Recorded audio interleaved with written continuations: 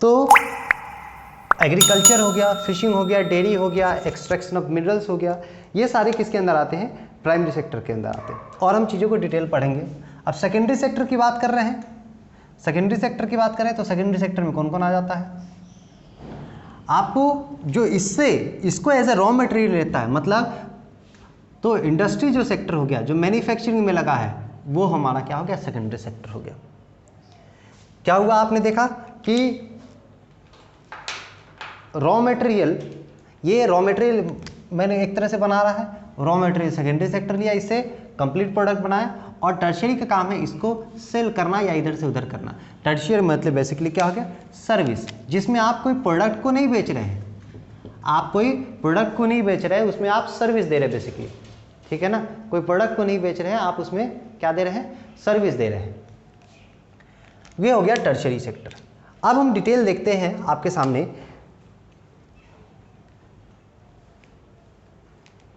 हम लोग अब नेचुरल रिसोर्सेज पे, जैसे हम नेचुरल रिसोर्स पे कैसे डिपेंडेंट होते हैं, जैसे आप देख रहे हैं फिशिंग, डेयरी, ये सब क्या हो गया? बायोलॉजिकल के कारण हो रहा है। जो डेयरी हो गया बेसिकली वो बायोलॉजिकल प्रोसेस के कारण हम लोग डिपेंड होते हैं किस पे? एनिमल्स के। डेयरी की बात करें, अगर आपसे पूछेगा क्वेश्चन कौन सा ऐसा नेचुरल ये है जो कि बायोलॉजिकल प्रोसेस पे डिपेंड करता है? Biological process. तो बायोलॉजिकल प्रोसेस पे कौन डिपेंड कर रहा है? डेयरी, है ना? बायोलॉजिकल प्रोसेस पे डेयरी प्रोडक्ट डिपेंड कर रहा है। फिशिंग, एग्रीकल्चर, आप देख रहे हैं कि मैक्सिमम चीज, और ये extraction of minerals, extraction of minerals ये क्या है? नेचुरल प्रोडक्ट है।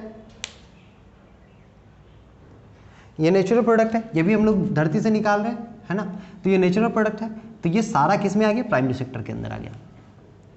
आप देख रहे हैं इसमें मैक्सिमम एग्रीकल्चर से जुड़ा हुआ चीज है, इसलिए इसको हम लोग क्या बोलते हैं? Also known as agriculture sector. Agriculture sector. और ये क्या है? रॉ मटेरियल प्रोड्यूसर है। रॉ मटेरियल प्रोड्यूसर फॉर किसके लिए? सेकेंडरी सेक्टर के लिए, ठीक है? रॉ मटेरियल प्रोड्यूसर है किसके लिए? सेकेंडरी सेक्टर के लिए, है ना? तो जितने भी नेचुरल प्रोडक्ट है जो कि हमको एग्रीकल्चर, डेयरी, फिशिंग, फॉरेस्ट्री सारे से आता है, उसको हम लोग क्या बोलते हैं? एग्रीकल्चर सेक्टर या इसके रिलेटेड सेक्टर्स को बोलते हैं, है ना? अब सेकेंडरी सेक्टर क्या है? सेकेंडरी सेक्टर क्या है? वैसा एक्टिविटी जिसके अंदर जो प्राइमरी सेक्टर का प्रोडक्ट है उसको कंप्लीट प्रोडक्ट के फॉर्म में हम सेकेंडरी सेक्टर में लाते हैं, है ना? मतलब नेचुरल प्रोडक्ट को चेंज किया जाता है, चेंजेस टू अनदर प्रोडक्ट, कैसे? By manufacturing. तो ये सब मैन्युफैक्चरिंग का काम हो रहा है, इसलिए हम लोग क्या बोलते हैं? इंडस्ट्री सेक्टर भी बोलते हैं।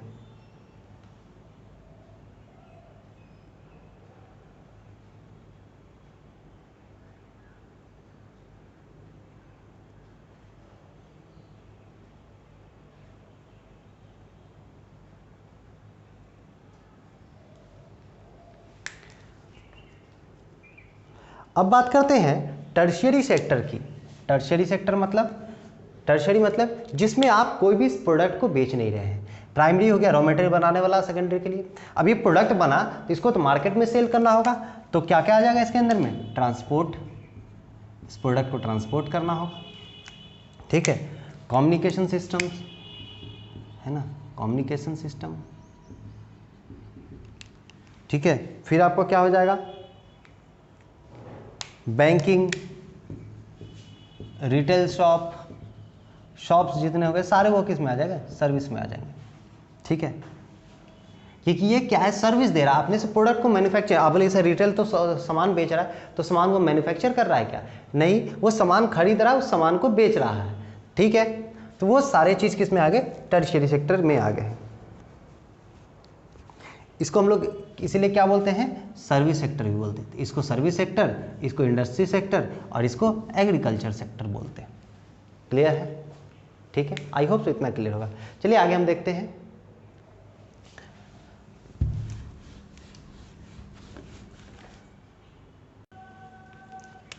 अब बात करते हैं हम जीडीपी, ठीक है, इसमें और चीज़ें आएंगी, उसको समझेंगे। जीडीपी क्या होता है? ग्रॉस डोमेस्टिक प्रोडक्ट, ठीक है ना, ग्रॉस डोमेस्टिक प्रोडक्ट। अब आप लोग को देखने को मिलता होगा ग्रॉस और नेट, दो टर्म आता है हमेशा, ग्रॉस और नेट, बहुत बार आप लोग देखने को मिलता है। दोनों में डिफरेंस होता है, दोनों में डिफरेंस होता है। और डिफरेंस क्या होता है? नेट हो गया टोटल जो प्रोडक्शन किया आपने, टोटल प्रोडक्शन किया आपने एक्सक्लूसिव ऑफ लॉस। ग्रॉस का क्या हो गया? Total production, total production minus exclusive, मतलब किसको माइनस कर देते हैं? डिप्रिसिएशन को, यानी डिप्रिसिएशन बोले तो लॉसेस को, है ना, जो फाइनल आपका आ रहा है। तो हम बात कर रहे हैं ग्रॉस डोमेस्टिक प्रोडक्ट की। अगर हिंदी की बात करें तो सकल घरेलू उत्पाद। क्या होता है ये? It is the market value, it is the market value, ठीक है। याद करने का तरीका सीखिए, समझिए, कोई भी चीज को लिखने का तरीका सीखिएगा। ये मार्केट वैल्यू है किसका? किसका? तो goods and services, goods and services. अब ये गुड्स एंड सर्विसेज का मार्केट वैल्यू है प्रोड्यूस्ड, क्या पूरे समय तक का? नहीं, produce in a financial year या अकाउंटिंग ईयर, जो लिखना चाहते हैं आप लोग लिख सकते हैं, फिनेंशियल ईयर या अकाउंटिंग ईयर, ठीक है ना, अकाउंटिंग ईयर या फिनेंशियल ईयर, जो लिखना चाहते हैं। It is the market value of goods and services produce in a financial year within the domestic territory, within the domestic territory of the country, of the country, ठीक है ना, यानी with in the territory of the country. क्या समझ में आया कि ये टोटल मार्केट वैल्यू है? It is the market value of goods and services produce in a financial year with in the domestic territory of the country. मतलब किसी देश के अंदर में, है ना। और इसको और आप ये थोड़ा लिखना चाहते हैं तो यहाँ पे ऐड कर सकते हैं, market value of goods and services produce in all sector in a financial year, produce in all sectors in a financial year, ये भी ऐड कर सकते थे या इसको ऐड नहीं भी कर सकते थे, दो जो करना वो कर सकते हैं आप लोग, ठीक है। In all sectors in a financial year या produce in a financial year, जो लिखने का मन है। मतलब एक जैसे हमारा देश है, हमारे देश के अंदर अलग अलग क्षेत्रों से जो प्रोडक्ट मैन्युफैक्चर हो रहा है उसका जो पैसा ये लग रहा है, टोटल जो मार्केट वैल्यू है, ठीक है, वो सारे का मार्केट वैल्यू को जोड़ा जाएगा तो हमारा जीडीपी निकलेगा, ठीक है।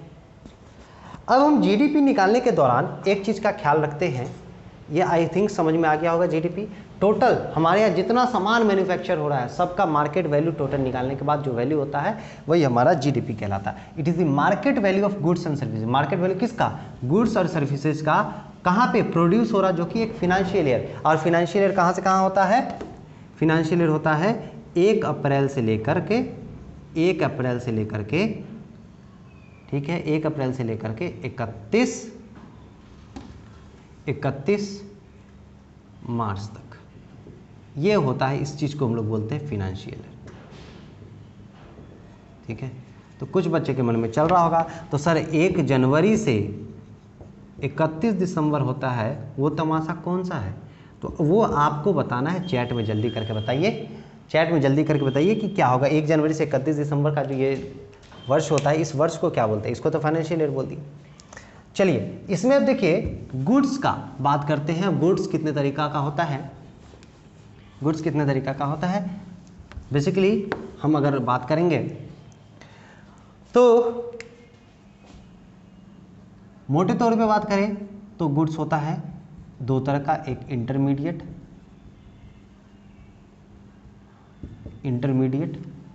ठीक है, इंटरमीडिएट, और दूसरा फाइनल गुड, है ना, दूसरा फाइनल गुड। इंटरमीडिएट गुड्स और फाइनल गुड। लेकिन इसी में थोड़ा सा हम और अगर स्पेसिफाई कर दे, है ना, और स्पेसिफाई कर दे तो एक और क्लासिफिकेशन कर सकते हैं, एक और स्पेसिफाई कर सकते हैं। एक consumer goods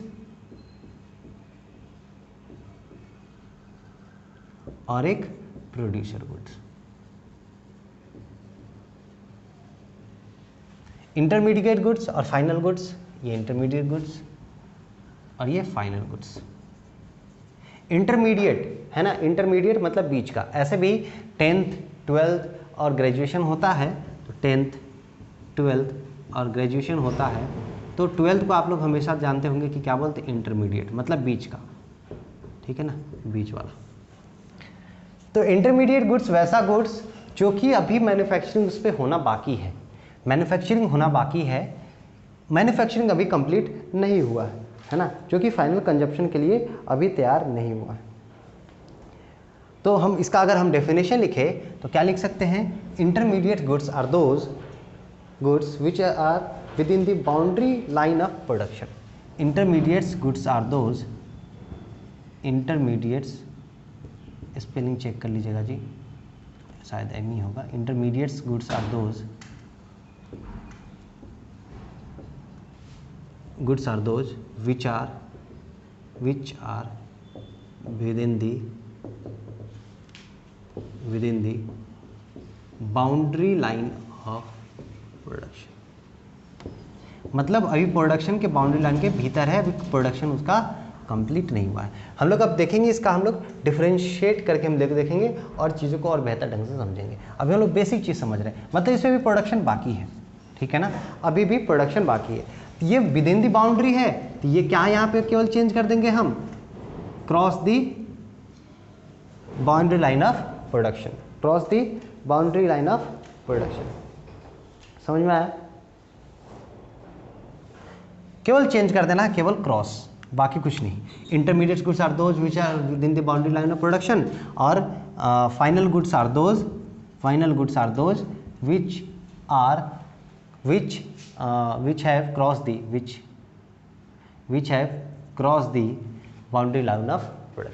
which have crossed the boundary line of production, ठीक है। तो ये हो गया आपका इंटरमीडिएट गुड्स और फाइनल गुड्स। इसको और हम अगर हम कंज्यूमर गुड्स की बात करें तो कंज्यूमर गुड्स क्या हो गया? कंज्यूमर गुड्स बेसिकली क्या हो गया?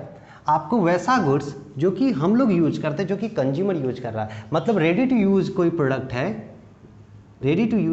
है, तो वो हो गया कंज्यूमर गुड्स, है ना। कंज्यूमर्स के द्वारा जो प्रोडक्ट यूज किया जा रहा है वो रेडी है, तो वो कंज्यूमर गुड्स हो गया। प्रोड्यूसर गुड्स क्या हो गया? वैसा प्रोडक्ट्स जो प्रोड्यूसर अपने मैन्युफैक्चरिंग प्रोसेस में यूज कर रहा है, जैसे रॉ मटेरियल लेता है तो वो लेकर के वो खा थोड़ी जाता है, वो प्रोडक्ट बनाता है। मशीन लाया, ठीक है, तो वो हो गया प्रोड्यूसर गुड्स। ट्रक हो गया, वो हो गया प्रोड्यूसर गुड। उससे वो चीज़ों को सर्विस या किसी फॉर्म में चीज़ों को दे रहा, वो डायरेक्टली यूज नहीं कर रहा, उसके यूज इनडायरेक्टली कर रहा, वो हो गया प्रोड्यूसर गुड, ठीक है। आई होप सो क्लियर हो गया होगा। चलिए हम अब एक बार क्या करते हैं, 3-4 हम पॉइंट्स इंटरमीडिएट गुड्स और फाइनल गुड्स के ऊपर लिखते हैं। इसका क्लासिफिकेशन हम देखते हैं, ठीक है ना। इसका क्लासिफिकेशन हम लोग देख लेते हैं इंटरमीडिएट गुड्स का और फाइनल गुड्स का। इंटरमीडिएट्स, देखिए इंटरमीडिएट गुड्स और फाइनल गुड्स का हम डिफरेंशिएट कर रहे थे। मैंने इंटरमीडिएट गुड्स का लिखा, फाइनल गुड्स का इसे यहीं से निकाल दिया। पहला डेफिनेशन लिख देंगे, these goods have not cross the boundary line of production. ये बाउंड्री लाइन ऑफ प्रोडक्शन को क्रॉस नहीं किया है ना। अभी भी इस पर प्रोडक्शन का ये चीज़ होना बाकी है, और ये क्या हैगा? Cross the boundary line of production, ठीक है ना। हैव नॉट क्रॉस, तो यहाँ हो जाएगा cross the boundary line of production. ठीक, not ready for use by their final users, अभी यूज के लिए तैयार नहीं है। मान लीजिए जैसे लकड़ी काटा आपने, एक पेड़ है ना, पेड़ है, इसको काटा आपने, पेड़ काटने के बाद आप ये गया वहाँ से लकड़ी का अलग अलग टुकड़ा बनाया गया। ठीक है, पेड़ काट के आपने वो आदमी ने बेच दिया। अब वो आरा मशीन वाला वो क्या किया, इसको अलग अलग छोटे छोटे लकड़ी के टुकड़े फॉर्म में बना दिया, फिर ये सेल कर दिया। फिर ये सेल कर दिया किसको, है ना, फिर ये सेल कर दिया किसको, ये सेल कर दिया फर्नीचर बनाने वाले को। ठीक है ना, फर्नीचर मेकर को। ठीक है ना, अब फर्नीचर मेकर ने क्या किया, फिर सेल कर दिया किसको, कंपनी को। कंपनी ने अपना टैग लगाया और ये अब सेल कर रहा है किसको, अब ये सेल कर रहा है किसको, कस्टमर को। अब ये सेल कर रहा है किसको, कस्टमर को। देखिए ध्यान से समझिए, यहाँ पेड़ का मालिक, ठीक है ना, पेड़ का मालिक इस पेड़ को बेच दिया। ठीक है, किसके पास, जो कि प्लाई बना रहा है, सपोज दैट प्लाई मेकर को, है ना। अगर हिंदी की बात कहते आरा मशीन वाले को, जो कि लकड़ी का उससे ये बनाता है। मान लीजिए ये 1000 है, ध्यान से समझिएगा मैं क्या समझाना चाह रहा हूँ। 1000 में पेड़ इसने बेच दिया। ठीक है, अब ये 1000 में प्लाई मेकर को बेचा। अब प्लाई मेकर ने क्या किया, 2000 में ये फर्नीचर वाले को उसका लकड़ी बना के बेच दिया। ठीक, अभी फर्नीचर मेकर ने फर्नीचर बनाया और कंपनी को 4000 में बेच दिया। ठीक है, कंपनी को 4000 में बेच दिया। अब कंपनी ने अपना टैग लगाया और टैग लगाने के बाद कस्टमर को 7000 रुपये में बेचा। ठीक है, कंपनी को टैग लगाने के बाद 7000 में इसको बेचा। ठीक है, 7000 में इसको बेचा। अब ध्यान दीजिए कि 1000 का सामान 7000 में बिक रहा है ना। तो ये अलग अलग केसेस में क्या हुआ, वैल्यू का एडिशन हुआ, पहले 1000 दाम था, इसमें वैल्यू ऐड हुआ, है ना, इसमें वैल्यू ऐड हुआ। ठीक है, देख रहे हैं, यहाँ पे वैल्यू का एडिशन हुआ। ठीक है, फिर यहाँ पे वैल्यू का एडिशन हुआ, है ना, हर जगह वैल्यू का एडिशन हो रहा है, फाइनल प्रोडक्ट आ रहा है। तो क्या जब आप टोटल पैसा निकालेंगे, अगर देश ने कितना कमाया, तो ये क्या टोटल प्रोडक्ट, ये मतलब 1000 रुपया जोड़े, 2000 रुपया जोड़े, 4000 रुपया जोड़े, 7000 रुपया जोड़े, है ना, टोटल मतलब कितना हो गया, 7 4 11 2 13 1 14, मतलब आपके हिसाब से देश के अंदर 14000 का सामान हो गया। ये तो नहीं ना, ये 14000 का सामान नहीं हुआ। क्यों, क्योंकि हमने क्या करना था, इंटरमीडिएट्स गुड्स जो था, ये इंटरमीडिएट्स गुड्स है, ये फाइनल प्रोडक्ट के लिए तैयार नहीं है ना, ये फाइनल प्रोडक्ट बना, ये 7000 रुपया का जो बना, ये फाइनल प्रोडक्ट बना। तो इसीलिए जब भी हम अगर उसका वैल्यू निकालते हैं, जीडीपी निकालते हैं, तो जीडीपी में केवल किसको ऐड करते हैं, केवल फाइनल गुड्स के प्राइस को हम ऐड करते हैं, फाइनल गुड्स के मार्केट वैल्यू को ऐड करते हैं, इंटरमीडिएट गुड्स के मार्केट वैल्यू को नहीं ऐड करते हैं। तो यही देख रहे, थर्ड पॉइंट क्या लिख रहा है, value is yet to be added, मतलब इसमें देख रहे वैल्यू अभी ऐड किया जा रहा है। लास्ट पॉइंट देखिए, not included in the estimation of the national product और द नेशनल इनकम, इंक्लूड नहीं किया जाता है। कौन सा केवल इंक्लूड किया जाता है, जो केवल फाइनल गुड्स का प्राइस होता है वही इंक्लूड किया जाता है। समझ में आया, ये क्या किया, वैल्यू का एडिशन होना है, तो ये इंटरमीडिएट गुड्स में वैल्यू अभी ऐड होना बाकी है, यहाँ पे फाइनल गुड्स में वैल्यू ऐड होना बाकी है। क्या अब कस्टमर क्या करेगा, कस्टमर बेचेगा, मान लो यूज करके बेचेगा, है ना, तो अभी वैल्यू का एडिशन होना फाइनल गुड्स में नहीं जरूरी है। लेकिन अभी इंटरमीडिएट गुड्स में पहले लकड़ी पेड़ था, तो पेड़ में लकड़ी, उसको वैल्यू ऐड किए, जैसे जैसे वैल्यू उसका बढ़ता गया उसका प्राइस, ये जो एडिशन हो रहा है पैसा का, ये किसके कारण होना है, due to addition of the value का एडिशन हो रहा है। इसीलिए टैक्स लगता था आपको VAT, वैट, है ना, वैल्यू एडेड टैक्स, याद होगा, वैट लगता था पहले, अब जो नहीं लगता, अब तो GST ही लगता है, सारा सब एक टैक्स हो गया, वैल्यू एडेड टैक्स। मतलब सामान को अलग अलग चीज़ रूप में डाल रहे हैं, तो उसका जो टैक्स लग रहा है, तो उसी को बोलते हैं वैल्यू एडेड टैक्स। इसमें वैल्यू का एडिशन हो रहा है। सपोज डैट, अब ऐसे समझ लीजिए, आप आए कोचिंग में, KJ क्लासेज में, तो आपका कोई नहीं वैल्यू था, लाइक आप बहुत मतलब कम नंबर लाते थे। अब यहाँ के आने के बाद आपने पढ़ाई किया और मार्क्स अच्छा आया, आपका वैल्यू घर में बढ़ गया कि बच्ची पढ़ती है और आपके मम्मी पापा इंट्रोड्यूस कराते हैं कि मेरी बेटी है, मेरा बेटा है, ये बहुत अच्छा मेहनत कर रहा है ना, तो आपका वैल्यू बढ़ गया, तो आपके एडिशन मतलब आपके वैल्यू में एडिशन हो गया, ठीक है ना। सेम चीज़ आपने ये मैन्युफैक्चर अलग अलग चीज़ बनाया और इसके वैल्यू में एडिशन हुआ, ठीक है। तो पहला क्या था कि बाउंड्री लाइन को क्रॉस नहीं किया था, और ये क्या था, not ready for you user bye the final user, मतलब ये तैयार नहीं हुआ अभी तक, ये तैयार था क्या पेड़ फाइनल यूजर्स को यूज़ के द्वारा, लकड़ी बन गया, ये लकड़ी अभी तैयार था क्या, फिर फर्नीचर बना, अभी भी तैयार उस ढंग से नहीं था, टैग लगा अब जाके फाइनल तैयार हुआ, ठीक है। तो not ready for the use by their final users. तीसरा क्या था, value is yet to be added, yes value yet to be added, value को ऐड करना अभी भी जरूरी था, अभी भी था, अभी भी वैल्यू ऐड नहीं हुआ था, तो वैल्यू ऐड किया जा सकता था। चौथा क्या था, not included in the estimation of national product of the national, मैंने भी बताया कि केवल फाइनल गुड्स के प्राइस को ही, मार्केट वैल्यू को ही हम जीडीपी में या नेशनल इनकम, हमारे देश का इनकम में उसको हम काउंट करते हैं, इंटरमीडिएट गुड्स को नहीं काउंट करते। क्यों नहीं काउंट करते, समझ में आ गया, क्योंकि एक ही प्रोडक्ट का अलग अलग आदमी पे कर रहा है ना, तो एक प्रोडक्ट का दाम अलग अलग बार बार हम ऐड थोड़ी कर सकते हैं, तो केवल फाइनल गुड्स को हम ऐड कर सकते हैं, ठीक है। तो इसका लिखेंगे नॉट रेडी फॉर यूज, तो रेडी फॉर यूज है ना, use by the final users, उतना लिखिए। Value is yet to be added, value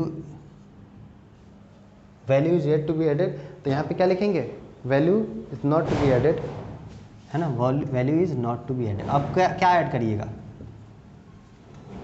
फिर तीसरा क्या था, नॉट इंक्लूडेड, इंक्लूडेड, क्योंकि फाइनल गुड्स को इंक्लूड करते हैं, included in the estimation of the national income and the national GDP. ये आपका था जीडीपी, आपने इंटरमीडिएट गुड्स को भी पढ़ा, फाइनल गुड्स को भी पढ़ा, उम्मीद करते चीज़ें समझ में आई होगी। अगला हम देखते हैं और क्या, अब अगला आपका है कि historical change in the sectors, historical change in the sector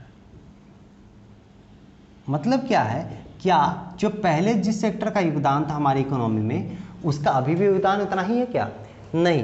पहले हमारा, जब बहुत पहले हमारा प्राइमरी सेक्टर ज़्यादा एक्टिव था, उसका योगदान ज़्यादा था, ठीक है। अब बाद में सेकेंडरी का हुआ, फिर धीरे धीरे टर्शियरी का हुआ।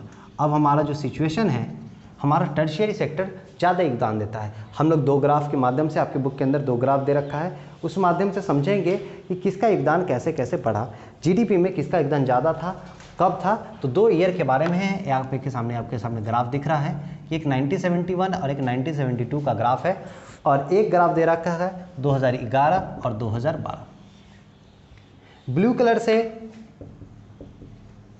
कलर से आपको प्राइमरी सेक्टर को रिप्रेजेंट किया गया है, ब्लू कलर से प्राइमरी सेक्टर को, सेकेंडरी को पिंक से, और टर्शियरी को ग्रीन से। जरा ग्राफ को ध्यान से देखिए, कि पहले जो योगदान था, कि प्राइमरी सेक्टर का ज़्यादा था और सेकेंडरी सेक्टर का उससे थोड़ा कम, और टर्शियरी का उससे थोड़ा कम, ठीक है ना।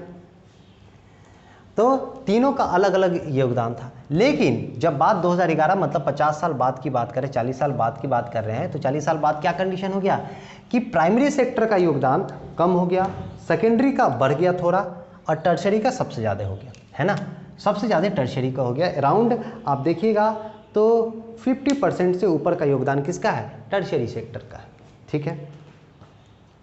ये क्यों हुआ ऐसा क्यों हुआ? देखिए पहले क्या था, केवल खेती पे लोग डिपेंडेंट करते थे, फिर धीरे धीरे लोगों का माइंडसेट चेंज हुआ, तो कुछ लोग ट्रेडर्स में आ गए, कुछ लोग क्राफ्टमैन में आ गए, कुछ लोग बैंकिंग सेक्टर में आ गए, कुछ लोग इंश्योरेंस में आ गए। तो ये सेक्टर अलग अलग वाइड रेंज ऑफ सेक्टर्स ये बढ़ा, तो हमारा वो क्या हो गया, डिपेंडेंसी चेंज होता चला गया। पहले मैक्सिमम लोग एग्रीकल्चर से जुड़े हुए थे, ठीक है, लेकिन अब चीज़ें एग्रीकल्चर से हट करके अब अलग अलग सेक्टर्स में आ गए। लेकिन अभी भी क्या है, ये तो हम जीडीपी की बात कर रहे हैं, अब जीडीपी की बात कर रहे हैं। अगर हम जॉब की बात करें, ठीक है ना, जॉब की बात करें, ये तो परसेंटेज सेक्टर था कि किसका ये है ना, जीडीपी में किसका ज़्यादा योगदान है।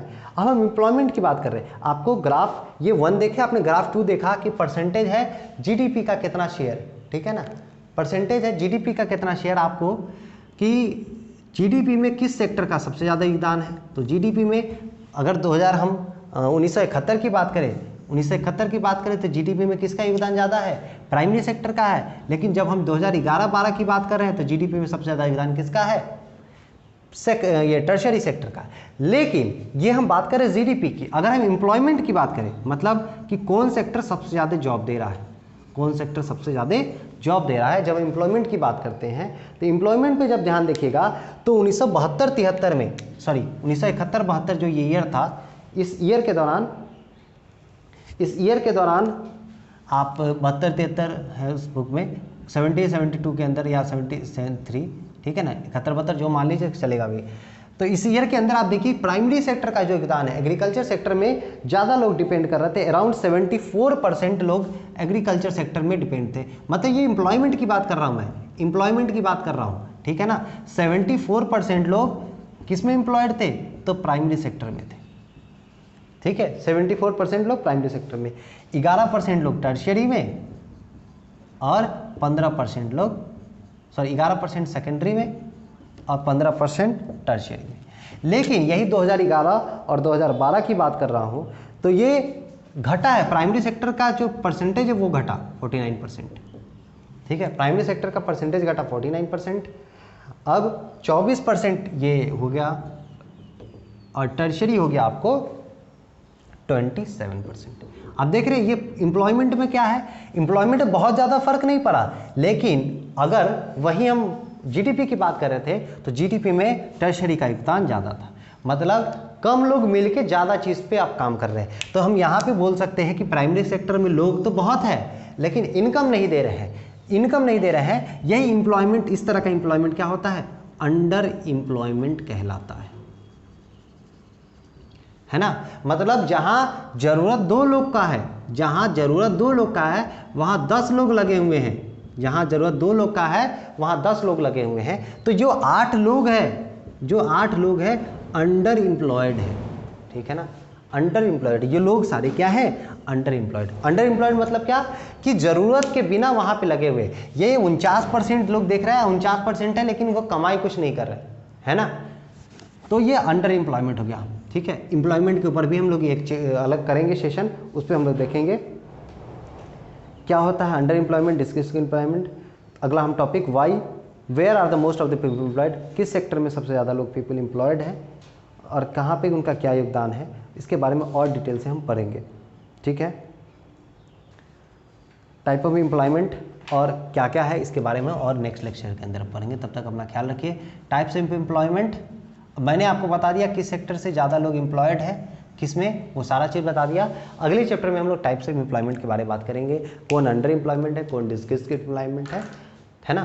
तब तक अपना ख्याल रखिए, सुरक्षित रहिए। और हाँ, एक बात और, नेक्स्ट लेक्चर 2 के अंदर, लेक्चर 1 और लेक्चर 2 के अंदर, आपका टॉपिक खत्म हो जाएगा। इस इकोनॉमिक्स का 10 MCQ आपका ये वीडियो के अंत में आएगा, इस वीडियो के नहीं, ये लेक्चर 2 के अंत में आएगा। आपको जवाब देना है फटाफट, कमेंट सेक्शन में, अपना चैट सेक्शन में आपको फटाफट जवाब देना है, ठीक है ना।